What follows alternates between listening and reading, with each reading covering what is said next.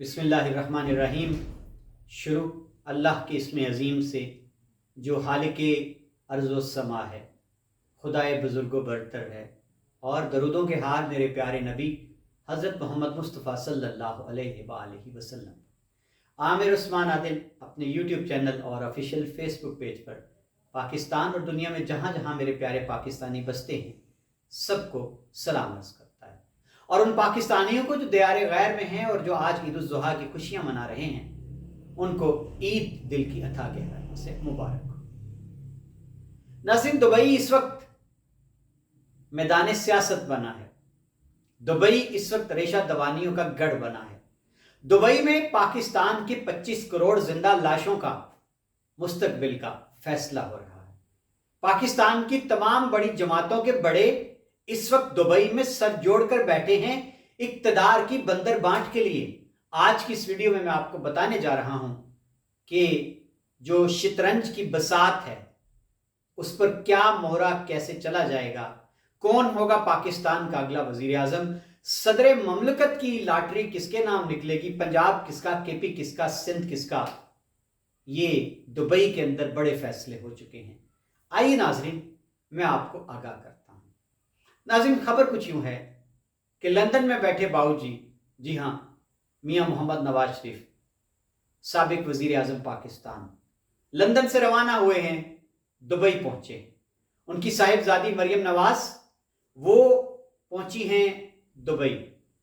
मियां शहबाज शरीफ France Paris के दौरा पर थे, वहां से वो बरतानिया गए और जहां माथा चूमा बड़े भाई ने, साबिक वजीर आजम ने अपने छोटे भाई मौजूदा वजीर आजम की पेशानी पर बोसा दिया और थपकी दी कि शाबाश, तुमने मेरी मिरास को खूब संभाला। और नाज़रीन, नून लीगी हलकों ने बड़े फख्र से ऐलान किया कि एक वजीर आजम के तैयारे में बैठकर मियां नवाज शरीफ दुबई आ रहे हैं, रोक सको तो रोक लो।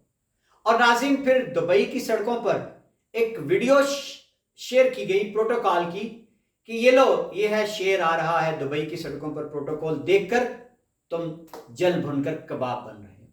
लेकिन वाकिफाने हाल कहते हैं कि ये वीडियो ये सऊदी अरब की है, दुबई की नहीं, लेकिन दुबई में प्रोटोकॉल दिया गया है। अब आसिफ अली जरदारी, बिलावल भुट्टो जरदारी, वो भी दुबई में मौजूद हैं। नई जो जमात तश्कील दी गई है इस्तेकाम पाकिस्तान पार्टी IPP, उसकी जानिब से ओन चौधरी भी वहां पर मौजूद हैं दुबई में। तो नाज़रीन, अब ये सर जोड़कर बैठे हैं और बड़ी मुशावरत हुई है तवील मुद्दत के लिए। और अब जो खबरें हैं, जिस तरह पहले तवातर से खबरें आई कि अगला वजीर आजम बिलावल भुट्टो को बनाने की तैयारी हो रही है, फिर बिलावल का बयान आया कि जनाब शहबाज शरीफ तो नून से ज्यादा पीपल्स पार्टी के वजीर आजम हैं।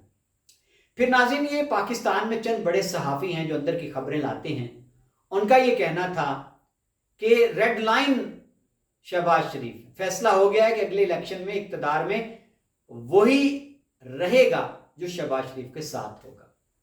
लेकिन अब मैं आपको खबर ये देने जा रहा हूं, जिम्मेदारान ने ये खबर दी है और उनका ये कहना है कि जनाब चाइना, मुत्तहिदा अरब अमारात और सऊदी अरब, इन मुल्कों का इसरार था कि हम नवाज शरीफ के साथ चलने में आसानी महसूस करते हैं, तो आप आइंदा यकीन दहानी करवा दें कि वजीर आजम होंगे पाकिस्तान के नवाज शरीफ, तो हम फिर ताबुत की यकीन दहानी करवाते हैं।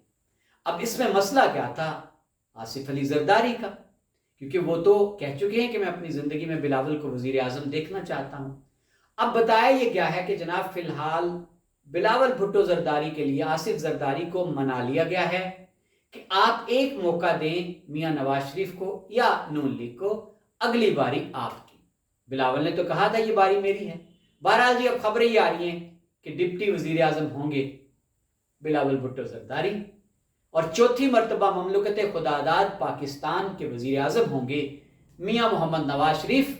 उनकी वतन वापसी, उनके सारे केसों का खात्मा, नाअहली का खात्मा, इसके लिए कानूनी मशावरत मुकम्मल हो चुकी है। बिल पास हो चुका है असम्बली से गैर मुय्यना मुद्दत ता हयात नाअहली का। और नवाज शरीफ ने फरमाइश भी तो यही की थी, लेवल प्लेइंग फील्ड, पूरे मुल्क के अंदर कोई मेरे रास्ते में इक़्तिदार की राह में रुकावट ना हो। اب ناظرین سوال یہ پیدا ہوتا ہے کہ آصف زرداری کیسے اتنی آسانی سے مان گئے؟ تو جناب اندر کی خبر رکھنے والوں کا یہ دعویٰ ہے کہ جناب اگلا جو آپ کا صدر پاکستان ہے، صدر مملکت، وہ آصف زرداری ہو سکتے ہیں۔ اب آپ کا سوال ہوگا کہ وہ ہمارے حضرت جی مولانا فضل الرحمان بھی تو کب سے آس لگائے بیٹھے ہیں اور وہ ہر بار آپ کو اپنی حمایت جو دیتے ہیں، تو ان کا کیا بنے گا؟ تو خبر یہ گرم ہے جناب کہ کے پی کے اس بار مولانا کو دیا جا رہا ہے، یعنی کے پی کے میں جے یو آئی اپنی حکومت بنائے گی۔ سندھ پہلے ہی سائیں کا ہے، اور پنجاب میں اگر ہم آتے ہیں تو جناب یہ قرائے فعال نکل سکتا ہے جی، جو نئی نئی جماعت بنی ہے جناب آئی پی پی، جہانگیر الترین، علیم۔ ناظرین یہ بھی تو ان کو بھی تو نوازا جانا ہے، ان کا بھی تو اقتدار میں حصہ رکھا جانا ہے۔ تو پنجاب میں غالباً جہانگیر ترین یا ان کی جانب سے علیم خان یہ ہو سکتے ہیں۔